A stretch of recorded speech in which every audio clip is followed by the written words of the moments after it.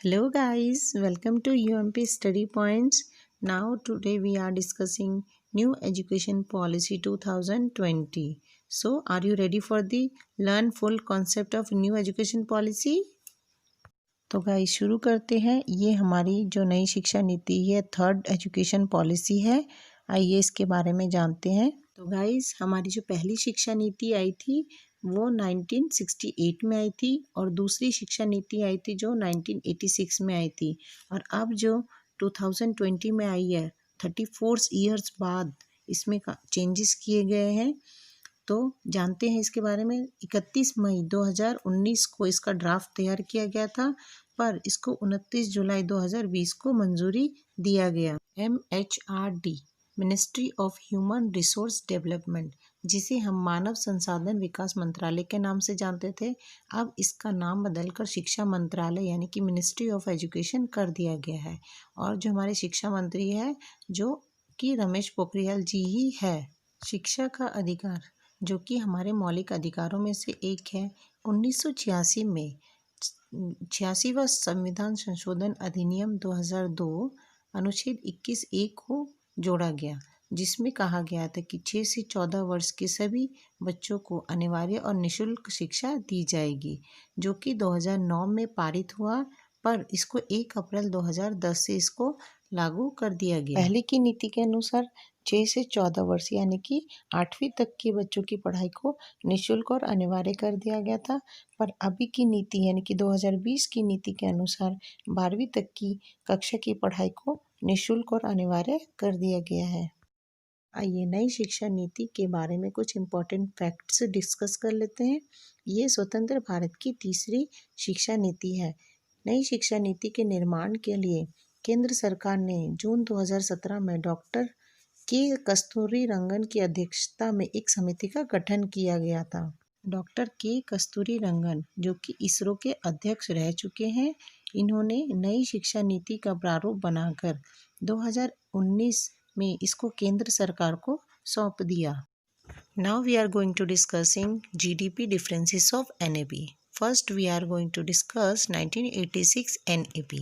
केंद्र सरकार ने शिक्षा के विकास के लिए देश का कुल GDP 1.8% जो है वह करती थी, पर नई एजुकेशन पॉलिसी के अनुसार केंद्र सरकार अब से देश की कुल GDP का 6% खर्च करेगी। Differences of education model. NEP 1986 में 10+2 की शैक्षणिक मॉडल को अपनाया गया था। अब जो है नई शिक्षा नीति के अनुसार 5+3+3+4 के आधार को अपनाया जाएगा। तो आइए जानते हैं 5+3+3+4 का कॉन्सेप्ट क्या है। 10+2 यानी कि 10 साल पहले 6 से लेके 16 साल तक के एज के बच्चों के लिए फॉर्मल एजुकेशन होता था, और 2 साल यानी कि स्ट्रीम एजुकेशन जैसे आर्ट्स, कॉमर्स, साइंस, जैसे हम 10th के बाद अपना स्ट्रीम चॉइस करते थे, कोई आर्ट्स, कोई कॉमर्स, कोई साइंस, पर अभी नई शिक्षा नीति के अनुसार अब ये स्ट्रीम सिस्टम को हटा दिया गया है। पहले क्या होता था, आपको सिर्फ एक ही स्ट्रीम से पढ़ाई करना होता था, पर अब ऐसा नहीं है। आप अब चाहे तो मैथ्स भी पढ़ सकते हैं और ज्योग्राफी भी पढ़ सकते हैं। अपनी हॉबी के अनुसार आप कोई भी सब्जेक्ट लेके पढ़ाई कर सकते हैं। आइए 5+3+3+4 के कंसेप्ट को क्लियर करते हैं। 5 मीन्स 5 ईयर्स, जिसमें 3 से 8 साल तक के बच्चों के लिए फाउंडेशन कोर्स होगा, और 3 ईयर्स जिसमें 9 से 11 साल तक के बच्चों के लिए प्रिपैरेटरी कोर्स होगा, और 3 ईयर्स जिसमें 12 से 14 साल के बच्चे होंगे, जिसमें 6 से लेके आपका 8th क्लास आ जाता है, उसमें आपका मिडिल एजुकेशन होगा, और 4 ईयर्स जिसमें 15 से लेके 18 साल तक के बच्चे, दैट मीन्स 9 से लेके 12 तक के बच्चों के लिए सेकेंडरी एजुकेशन होगा। इसमें NCERT जिसमें 8 वर्ष तक की आयु के छात्रों के लिए नया पाठ्यक्रम और शैक्षणिक ढांचा NCERT बनाएगी। इसमें कुछ स्कूल लेवल के रूल्स दिए गए हैं, जैसे 5वीं तक के छात्रों के लिए शिक्षा मातृभाषा या स्थानीय भाषा या राष्ट्रभाषा, जैसा वो चाहे उसमें वो पढ़ सकते हैं, और क्लास 6 के छात्रों को कंप्यूटर कोडिंग सिखाई जाएगी तथा इंटर्नशिप फैसिलिटी भी दी जाएगी, जिसके अनुसार वे अपने हॉबी के अनुसार आगे पढ़ सकते हैं। नेक्स्ट देखते हैं क्लास 6th से व्यावसायिक शिक्षा यानी कि वोकेशनल कोर्स की जानकारी दी जाएगी, जिससे कि जो बच्चे बीच में पढ़ाई छोड़ देते हैं ताकि उन्हें आगे की जीवन जीने में कोई कठिनाई का सामना ना करना पड़े, वे अपनी जीविका को अच्छे से चला पाए। इन 9 से 12 तक की क्लास के लिए सेमेस्टर सिस्टम को अपनाया जाएगा, जिससे कि साल में 2 बार एग्ज़ाम को कंडक्ट किया जाएगा और इनके जो मार्क्स है फर्स्ट सेमेस्टर और सेकंड सेमेस्टर दोनों को मिलाकर उसी के बेस में न्यू मार्कशीट तैयार की जाएगी। आइए कुछ ग्रेजुएशन लेवल के रूल्स जान लेते हैं। पहले क्या होता था, हम first year second year third year complete करने के बाद हमको लास्ट में डिग्री मिलती थी, पर इस बार नई शिक्षा नीति के अनुसार ऐसा नहीं है।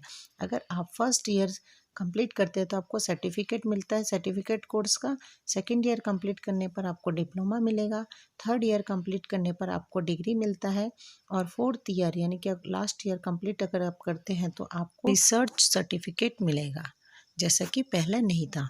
पहले होता था कि आप फर्स्ट ईयर कंप्लीट करने के बाद अगर बीच में पढ़ाई छोड़ देते तो आपको फिर से दोबारा अगर आप बाद में एडमिशन लेना चाहें तो आपको फिर से फर्स्ट ईयर में लेना पड़ता था, पर अब ऐसा नहीं है। अगर आप फर्स्ट ईयर करते हैं सेकंड ईयर करते हैं और बीच में छोड़ भी देते हैं तो आपको फिर नेक्स्ट टाइम उसकी अगली क्लास से ही आपको एडमिशन लेना पड़ेगा, इसलिए इसमें सर्टिफिकेट कोर्स डिप्लोमा कोर्स और डिग्री के हिसाब से दिया गया है। हायर एजुकेशन इंस्टीट्यूट में संस्कृत को बढ़ावा देने का निश्चय किया गया है और मास्टर ऑफ फिलॉसफी यानी कि एमफिल कोर्स को समाप्त किया गया है। जैसे पहले पीएचडी करने से पहले एमफिल कंपलसरी होता था, पर अब ऐसा नहीं है। अब आपको एमफिल करने की ज़रूरत नहीं है और यूनिवर्सिटी का संबंध कॉलेज से समाप्त कर दिया गया है। जैसे पहले यूनिवर्सिटी जो है कॉलेज के एग्ज़ाम कंडक्ट कराने में ही पूरा उनका टाइम बीत जाता था, तो वो रिसर्च को फोकस नहीं कर पाती थी, पर यूजीसी ने अब निश्चय किया गया है कि अब वो रिसर्च पर फोकस करेगी और रिसर्च कोर्स को बढ़ावा देगी। Thanks for watching. If you like my videos, so please like and share the videos, and please subscribe my channel and press the bell icon for upcoming new videos. Bye bye.